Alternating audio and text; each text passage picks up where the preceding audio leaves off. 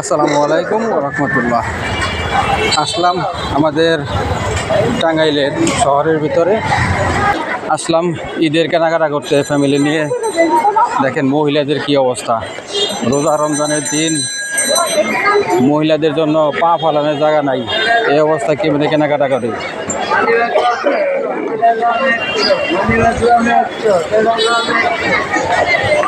মহিলাদেরই বাজার, মহিলাদের সঙ্গে পুরুষ আসলে তারা মনে করেন যে ব্যাগ টানতে তাদের জীবন শেষ।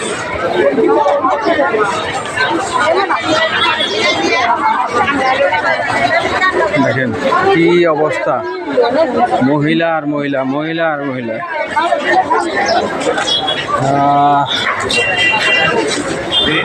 আসলে মহিলাদের জন্যই, ফ্যামিলিদের জন্যই।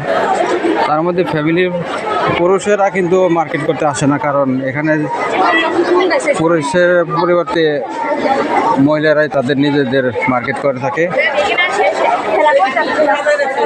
দেখেন এই রোজা রমজানের দিন মহিলাদের জন্য মানে মার্কেটে ঢোকাটা খুবই টাফ, কারণ একটা পাইরেসির ব্যাপার স্যাপার আছে।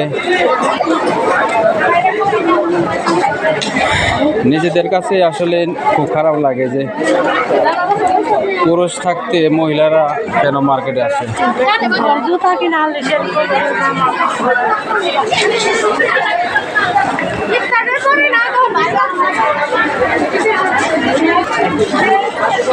এই যে মহিলারা মার্কেটে যে উন্মুক্ত হয়েছে, এই চলন কি আর কখনো থামবে? কখনো আর থামবে না। মার্কেটটা হচ্ছে পুরুষের কথা ছিল, কিন্তু পুরুষের আর সেই সিস্টেম নাই, মহিলাদের সিস্টেম।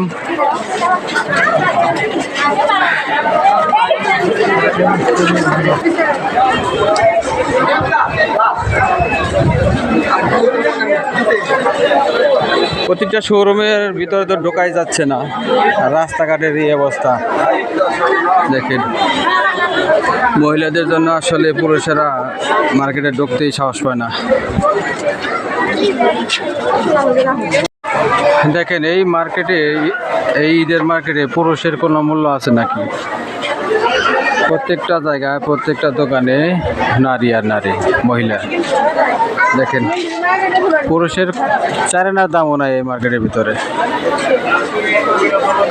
রোজা রমজানের দিন, তারপরে খাবারের দোকানগুলো কি খোলামেলা।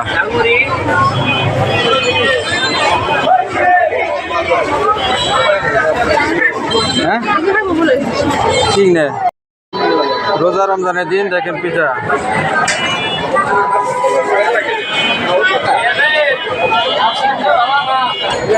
আমাদের ঐতিহ্যবাহী টাঙ্গাইলের ক্যাপসুল মার্কেটের সাইডেই ফুচকা সব খোলা, প্রচুর বিক্রি হয় এখানে ফুচকা।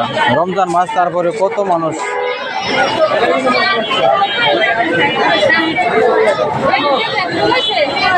আমাদের টাঙ্গাইল শহরের ভিতরে কালীবাড়ির রাস্তা, কালীবাড়ি রোড। সারাদিন রোদ্রের মধ্যে, গরমের মধ্যে মার্কেটের ভিতর ঘুরতে ঘুরতে কাহিল হয়ে গেছি।